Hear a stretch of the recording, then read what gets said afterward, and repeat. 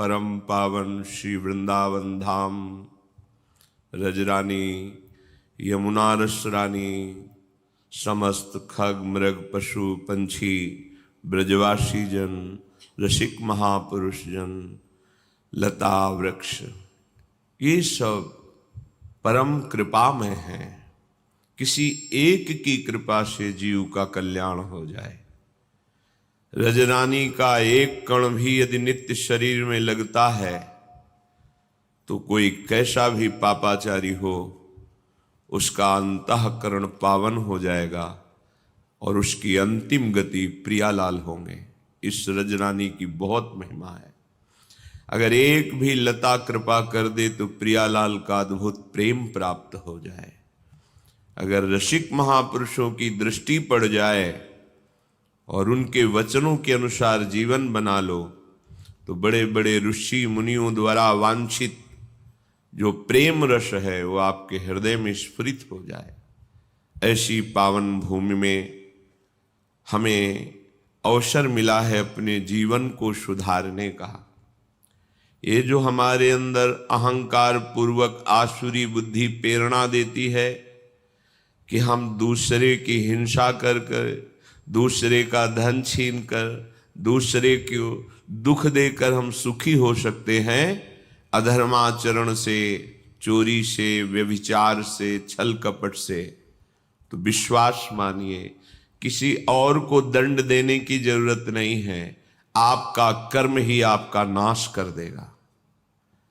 रोज का रोज आपने जो कर्म किया है वो बलवान हो रहा है आपको दंड देने के लिए। जहां समय आया फिर तुम्हें कोई नहीं बचा सकता, वो कर्म ही तुम्हें हजारों की भीड़ में नष्ट कर देगा। एकांत में होंगे तो तुम्हारे हाथ से ही तुमको दंड दिला देगा। इसलिए सावधान रहिए। कोई भी विपत्ति हमको उतना दुख नहीं देती जितना हमारा पाप कर्म हमको दुख देता है। कोई भी संकट नहीं है। यदि आप धर्म पूर्वक चल रहे हैं तो आया हुआ संकट भी आपकी उन्नति का कारण होगा। यदि पापाचरण करके आपने बहुत सी सुख सामग्री एकत्रित कर ली है तो आप देख लेना परिणाम में ना वो सामग्री रहेगी, ना सामग्री भोगने वाला तुम्हारा परिवार रहेगा और ना तुम रहोगे। तुम्हारा कर्म तुम्हारा सर्वनाश कर देगा, कहीं भी ठौर नहीं मिलेगी। इसलिए प्यारे, भगवान ने कृपा करके बहुत बढ़िया दिव्य अवसर दिया। बार बार तो बनत नहीं यह संयोग अनूप, मानुष तन वृंदा विपिन, रसिकन संग विविरूप। अत्यंत उदार करुणा वरुणालय श्यामा श्याम की उपासना। कैसी कृपा हो गई। मनुष्य शरीर श्रीधाम वृंदावन में बैठे हैं आप। यहां आने की भावना मात्र से पाप थर्रा उठते हैं। चाहे जिस भाव से आओ, ये धाम है अपना प्रभाव रखता है। वृंदावन ही प्रभाव सुनो, अपनो ही गुण देत, जैसे बालक मलिन को मात गोद भर लेत। जैसे अत्यंत वात्सल्यमयी माँ केवल ये देखती मेरा बच्चा है, मलिन है कि निर्मल है ये दूसरे देखते हैं, माँ नहीं देखती। ऐसे ही वृंदाटवी माँ हम सब उसके बच्चे ही हैं। जब हम किसी भी भाव से भागकर वृंदावन धाम आते हैं तो वृंदावन हमारा सुख संविधान करता है, हमारे पाप रूपी मल को नष्ट कर देता है, धो बहा देता है। बहुत बढ़िया सहयोग है, बहुत बढ़िया संयोग है। निकल चलिए इस माया के भयावने दलदल में, जहां हम निकलने की कोशिश करते हैं तो और धंस जाते हैं। जैसे हम अपने मन को कामादि से हटाने की कोशिश करते हैं, उतना ही भयंकर वेदना और प्रकट होती है। पर यदि आपने किसी महापुरुष के चरणों का आश्रय ले लिया और उनके बताए हुए नाम मंत्र का सुमिरन कर रहे, फिर ऐसा नहीं होगा। उसी दलदल से निकलने का सहज उपाय मिल जाएगा। जिस दलदल में हम निकलने के उपाय में फंसते जा रहे हैं, उसी दलदल में से हम निकल जाएंगे। ये नाम, ये मंत्र, ये उपासना पद्धति बहुत बड़ा संबल है। जो भयावह माया भ्रमात्मक रूप पैदा करके हमको भ्रष्ट कर देती है, तो नाम ऐसा प्रकाश डालता है जैसे बाहर दूर पड़ी हुई अंधेरे में रस्सी सांप का भ्रम करके हमें भयभीत कर देती है, पर सीधे उसमें लाइट पड़े, प्रकाश पड़े तो दिखाई देता है नहीं नहीं ये रस्सी है, सांप नहीं है, आप बिल्कुल निर्भय हो गए।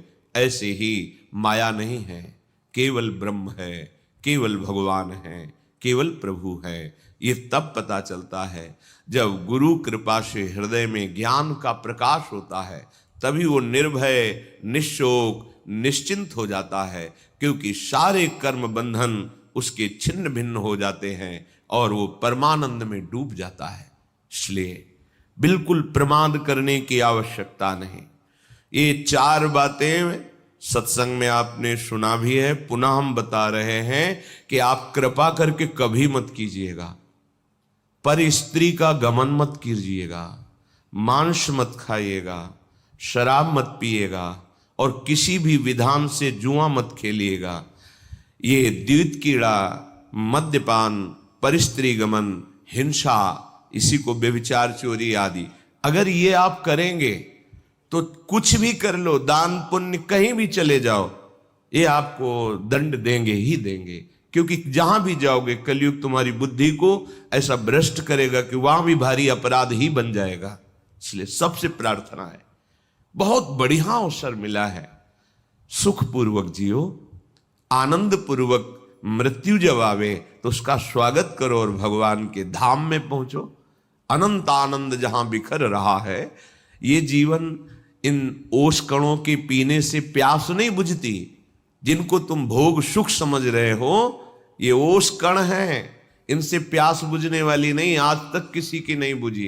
इसलिए प्रार्थना है, ये 4 बातें बिल्कुल कसम खा लो, मुझे जीवन में कभी परिस्त्री गमन नहीं करना, मुझे किसी भी जीव की हिंसा करके मांस आदि नहीं खाना, मुझे कभी भी चोरी और द्वित कीड़ा ये नहीं करना, कभी शराब नहीं पीना। अगर आप आए हैं वृंदावन तो आप भाग्यशाली हैं, मेरी लाडली जू की आप पर कृपा है, नहीं तो श्री राधिका कृपा बिनु सबके मनन अगम्य। आप मन से भी नहीं सोच सकते वृंदावन के विषय में, शरीर से आने की तो बात जाने दो। जब लाडली जू ने कृपा कर दी तो आप अपने जीवन को सुधार लीजिए। बहुत बड़ी सामर्थ्य हमारे साथ है।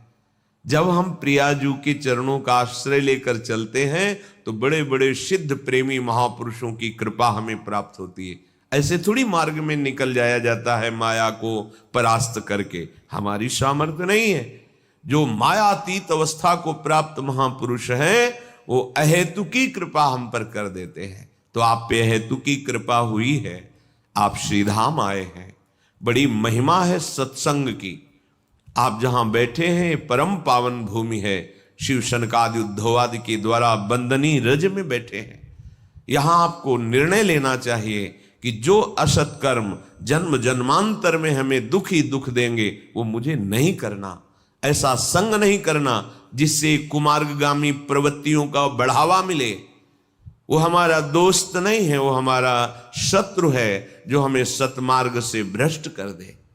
लोगों की धारणा बन गई है कि धन ही एक सुख का साधन है, चाहे जो कुछ करो, दिमाग में बैठा हुआ है। कुछ भी सत्कारिक भी करो तो उसका परिणाम धन मिलना चाहिए। कितना आया, कितनी प्रॉफिट हुई, बस आप विचार पूर्वक देखिए। पहले धर्म है, फिर अर्थ है, फिर काम है, फिर मोक्ष है। अर्थ यदि धर्म पूर्वक है तब तो मंगल करेगा, आपकी कामनाओं की पूर्ति होगी और वो कामनाएं मोक्ष मार्ग का अवलंबन करेंगी। ये सिद्धांत है। धर्म, अर्थ, काम, मोक्ष, जो कामों भोग है वो यदि धर्म के द्वारा कमाए हुए धन से किया जाता है तो उसका मन धीरे धीरे संसार के राग से रहित होकर मोक्ष मार्ग का अवलंबन करता है। लेकिन धर्म को छोड़ दिया, केवल अर्थ, तो फिर काम पिशाच की तरह चढ़ जाएगा और तुम्हारा नाश कर देगा। देख लो, आंख खोल के देख लो, जो केवल धन के पीछे पड़े हैं तो उनका अभिमान इतना बढ़ जाता है कि वो सर्वनाश स्थिति को स्वयं वरण कर लेते हैं, अर्थात स्वयं ऐसी दशा में पहुंच जाते हैं जहां क्लेश, अशांति, भय, शोक आदि है। इसलिए धर्म सबसे बड़ी वस्तु है। जो संत महापुरुषों ने, शास्त्रों ने विधान किया है उसे धर्म कहते हैं, और जिसे निषेध किया है कि ये नहीं करना चाहिए उसे अधर्म कहते हैं। धर्म के पालन करने वाले के जीवन में ऐसा नहीं कि विपत्ति नहीं आती, संकट नहीं आते, रोग नहीं आते, ऐसा नहीं है, आते हैं, पर उनको सहने की सामर्थ्य मिलती है और आगे नहीं आएंगे। ये पीछे का हिसाब है। आज जो तुम कर रहे हो, आगे तुम्हारा बड़ा शुभ है, बड़ा मंगल है, बड़ा प्रकाशमय मार्ग है, आनंदमय मार्ग है। इसलिए हम आगे को सुधारने के लिए आए हैं। हमारा वर्तमान पवित्र धर्म युक्त, हमारा वर्तमान भगवत स्मरण युक्त, हमारा वर्तमान दूसरों को सुख देने की भावना से युक्त, तो निश्चित भविष्य आपका परम मंगल है, परम सुखमय है। देखो, भगवान के परम पावन भक्त पांडवजन सत्यनिष्ठ हैं, धर्मात्मा है, धर्म से चलते हैं। कितनी भारी विपत्ति आई है, जो चक्रवर्ती सम्राट पद पर अभिषिक्त हुए उन्हीं को 12 वर्ष का वनवास और 1 वर्ष का अज्ञातवास। कितनी कठिन परिस्थिति है। भयावह जंगलों में जहां कोई सुविधा नहीं है वहां जीवन व्यतीत करना है, और ऐसे सुविधा में रहने वाले सम्राट पद में जो हैं उनको कौन सी सुविधा दुर्लभ है। जिनके मित्र भगवान श्री कृष्ण हैं, जो सत्य को स्वीकार करके धर्म में आचरण करते हैं, उनके जीवन में ऐसी विपत्ति, तो अपने लोग तो विपत्ति लायक ही हैं। इसलिए विपत्ति में कभी घबराओ मत। यदि विपत्ति में धर्म का त्याग कर दोगे तो फिर ठीक नहीं रहेगा।